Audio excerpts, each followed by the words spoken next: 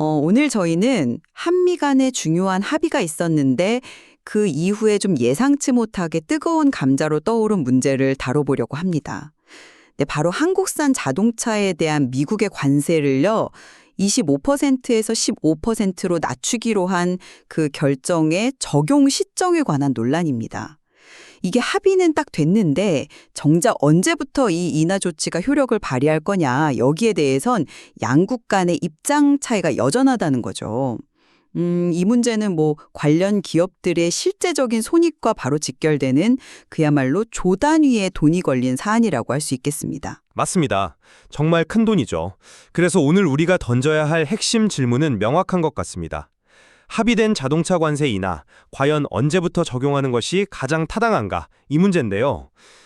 이미 지나간 특정 시점, 예를 들어서 8월 7일까지 거슬러 올라가서 소급 적용을 하는 게 최선일지, 아니면 하루라도 빨리 미래의 어떤 특정 날짜를 딱 정해서 이 불확실성부터 걷어내는 것이 더 시급한 과제일지, 이 두 가지 관점이 지금 팽팽하게 맞서고 있는 상황입니다. 네, 오늘 저희 논의는 최근에 공개된 한미 자동차 관세 인하 시점 공방 관련 여러 자료와 보도들에 기반하고 있다는 점을 먼저 좀 말씀드리고요.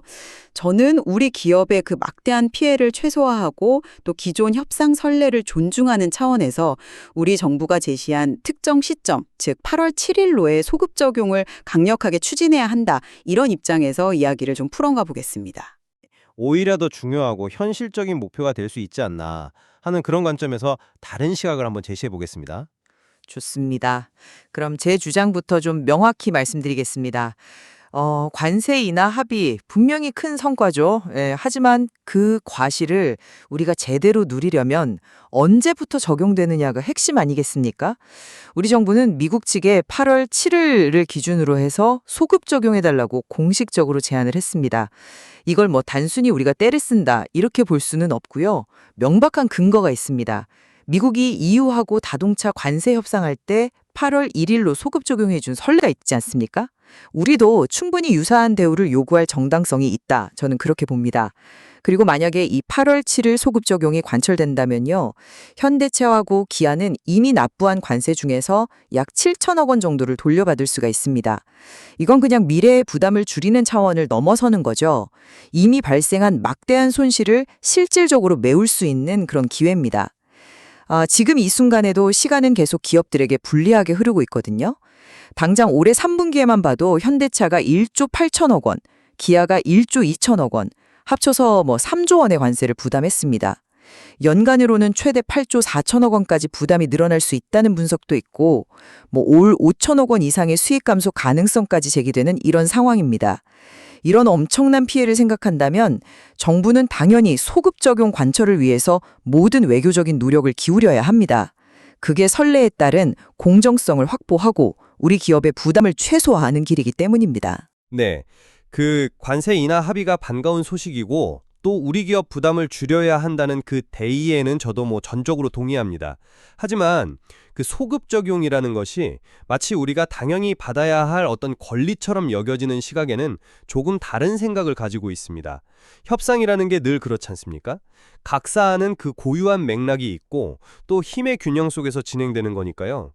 EU 사례가 있다고 해서 우리에게도 자동적으로 똑같은 결과가 보장될 거다 이렇게 기대하는 건 글쎄요, 어쩌면 협상의 좀 냉혹한 현실을 너무 낙관적으로 보는 것일 수도 있습니다. 실제로 미국 측이 우리 정부의 그 8월 7일 소급 적용 제안에 대해서 썩 긍정적이지만은 않다는 그런 정황들이 나오고 있지 않습니까?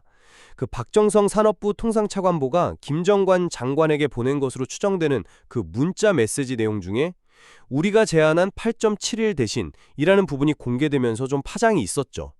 이건 미국 측이 우리 안을 그대로 받아들일 생각은 없다.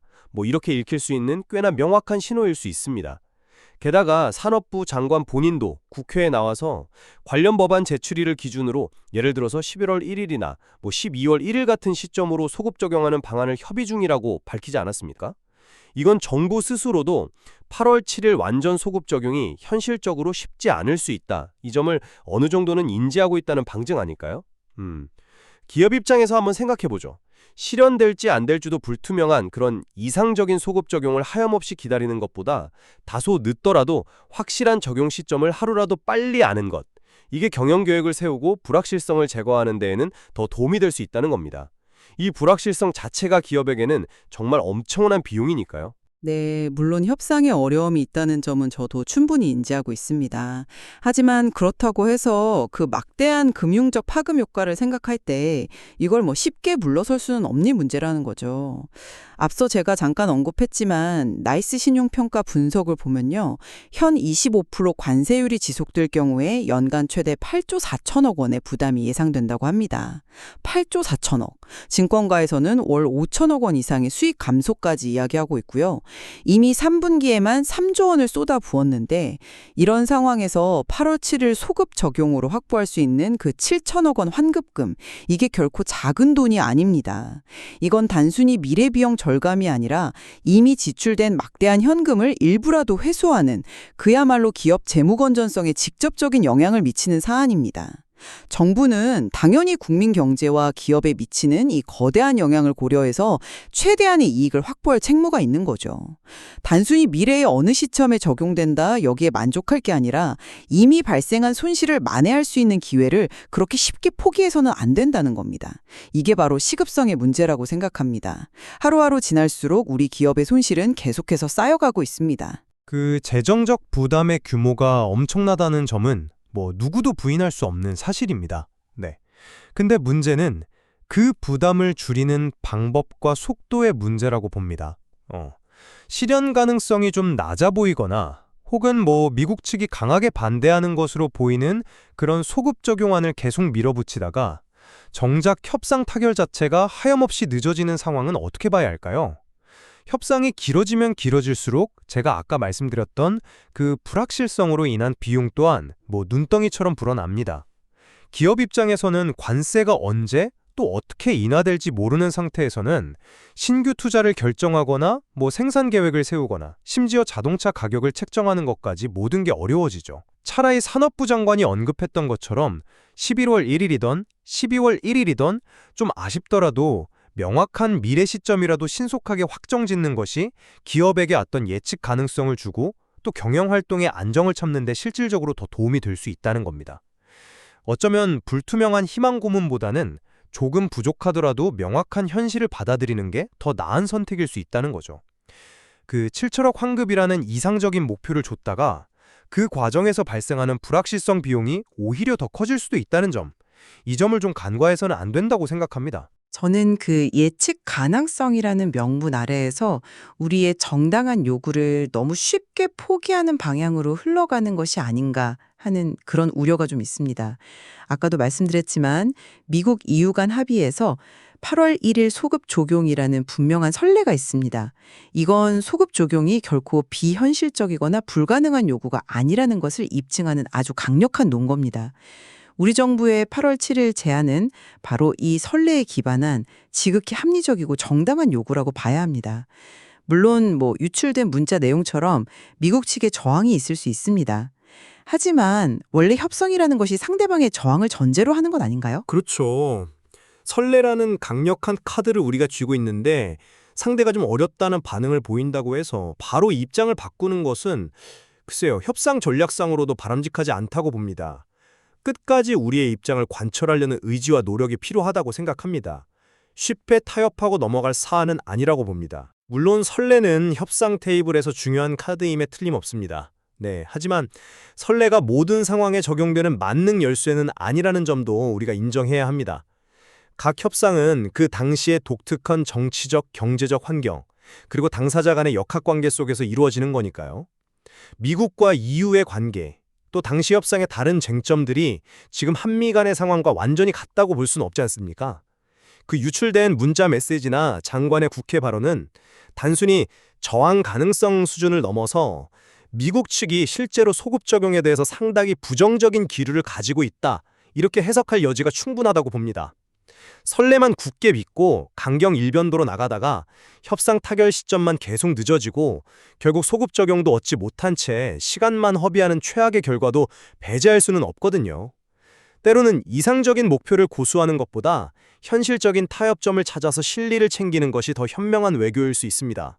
중요한 것은 결국 결과를 만들어내는 것이지 우리의 주장이 얼마나 옳았는지를 증명하는 것만은 아닐 겁니다.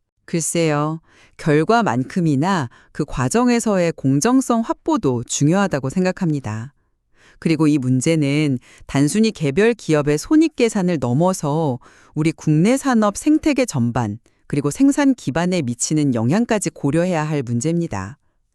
관세 인하 적용이 계속 늦어지면요, 미국 시장에서 우리 자동차의 가격 경쟁력은 계속해서 약화될 수밖에 없습니다. 이건 필연적으로 미국 현지에서 생산을 늘려야 한다는 압력으로 작용할 것이고, 그 반대급부로 국내 공장의 생산 물량이 줄어들 가능성을 높이는 거죠. 결국 이건 우리 국내의 일자리 감소 문제, 그리고 수많은 협력업체들의 어려움으로 직결될 수 있는 매우 심각한 문제입니다.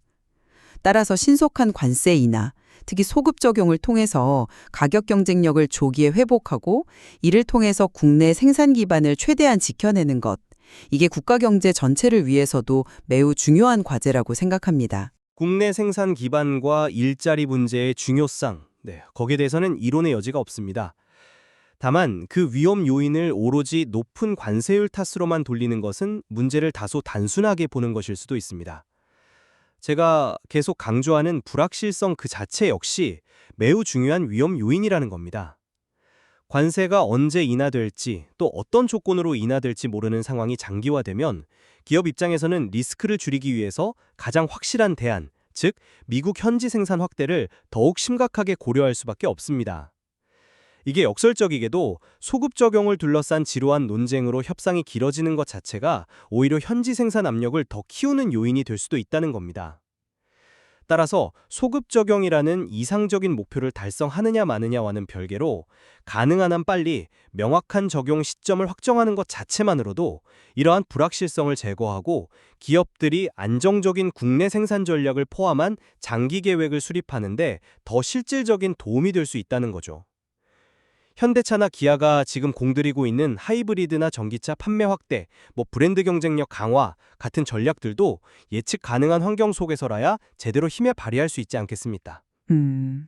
종합적으로 검토해 볼 때 저는 여전히 8월 7일 소급 적용 관철이 우리가 추구해야 할 최우선 목표다, 이렇게 생각합니다. 이는 단순히 7천억 원 환급이라는 단기적 이익만을 위한 것이 아닙니다. 연간 최대 8조 원 이상 절감될 수 있는 장기적인 효과, 또 EU 선례에 비추어 본 협상의 공정성 문제, 그리고 적용 지연으로 인해서 이미 현실화되고 있는 그 막대한 기업 손실과 국내 산업에 미치는 부정적 파급 효과를 최소화해야 할 책임이 우리에게 있기 때문입니다. 협상의 어려움은 충분히 예상되지만 우리가 얻어낼 수 있는 이익의 크기와 그 정당성을 고려할 때 쉽게 포기하거나 물러설 사안은 아니라고 다시 한번 강조하고 싶습니다. 저는 그 이상적인 목표를 추구하는 것도 물론 중요하지만 협상의 냉정한 현실과 불확실성 해소라는 시급성을 외면해서는 안 된다는 점을 다시 한번 말씀드리고 싶습니다. 미국 측의 반대 기류가 상당히 뚜렷해 보이는 이런 상황에서 실현 가능성이 불투명한 소급 적용에만 지나치게 매달리는 것은 오히려 협상 전체를 더 어렵게 만들고 기업들의 경영 활동에 더 큰 혼란만 야기할 수 있다는 거죠. 결국 기업 경영에는 예측 가능성이라는 것이 무엇보다 중요합니다. 이를 확보하기 위해서라면 다소 아쉬움이 남더라도 명확한 적용 시점을 신속하게 확정하는 것이 더 현실적이고 책임 있는 대안일 수 있습니다. 그 불확실성이라는 보이지 않는 비용 역시 결코 작지 않다는 점을 우리는 기억해야 할 것입니다. 네. 한미 자동차 관세 인하 합의 자체는 분명 중요한 진전임에 틀림없습니다. 하지만 오늘 저희가 나눈 이야기처럼 그 합의의 시점을 둘러싼 이 치열한 논쟁은 이상적인 목표와 냉정한 협상 현실 사이에서 우리가 얼마나 복잡한 균형점을 찾아야 하는지를 여실히 보여주는 듯합니다. 그렇습니다. 관세 인하가 언제부터 효력을 발휘하느냐에 따라서 그야말로 천문학적인 금액이 오고 가는 문제인 만큼 앞으로 나올 협상 결과와 정부의 최종 발표는 우리 경제와 자동차 산업에 상당한 영향을 미칠 수밖에 없을 겁니다. 네, 오늘 저희가 제시한 서로 다른 관점들이 이 복잡한 사안을 좀 더 입체적으로 이해하시는데 조금이나마 도움이 되었기를 바랍니다.